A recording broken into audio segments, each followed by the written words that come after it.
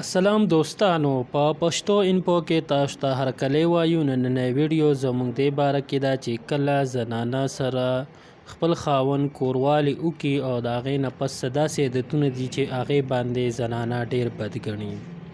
کو تاسو زموږ په چینل نوی او طبي او جنسیاتو متعلق علم حاصلول غواړئ نو زموږ چینل سبسکرایب کړئ او د بیل آیکن ورسره هم دباو کړئ. شکریه. ګرانو دوستانو دا ویډیو خاص کر د واده کولو دپاره دا بعضې نارینه داسې وکړي چې کوروالی کوي او بیا ته هم کورواله خفه وي. د هغې وجه څه وي؟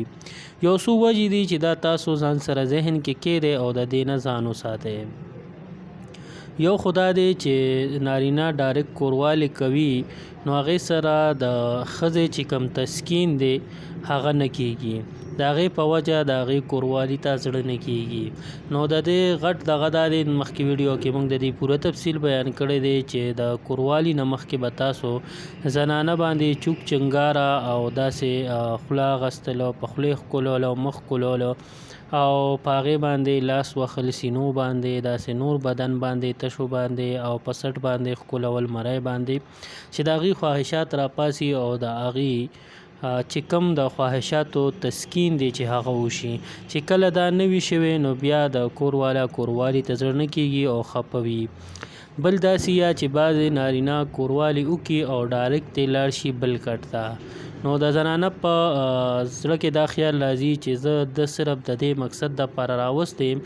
نو چې کله هم کوروالی وکړئ د کوروالي نه پس زنانه سره کینئ او هغې سره په هغه کټ کې څملئ او خبرې اترې ورسره شروع کړئ د مینې محبت.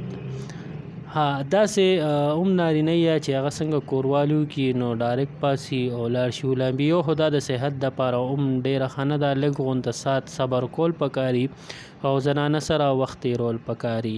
بل داسې وکړي چې کله کوروالی کوي نو د ده لهجه صحیح وي، خو چې کله کوروالی وکړي د هغې نه پس د ده په تندي چوڼې راشي او یا چې دی نو لهجه یې لږه غونته سخته شي نو زنانه په دې ډېره خفه کېږي چې منټ مخکې خو د ده ما سره مینه وه ځکه چې حاجت او چې حاجت یې پوره شو نو د ده اوس طبیعت بدل شو. نو د داسې قسمه کارونو نه ځان ساتل پکار دي. کو ویډیو هم خوښه شوي لایک کړئ، چینل سبسکرایب کړئ. ستاسو سوالي تاسو په کمنټ کې کولی شئ. د راروان ویډیو دپاره انتظار کوئ. د لوی الله په امان.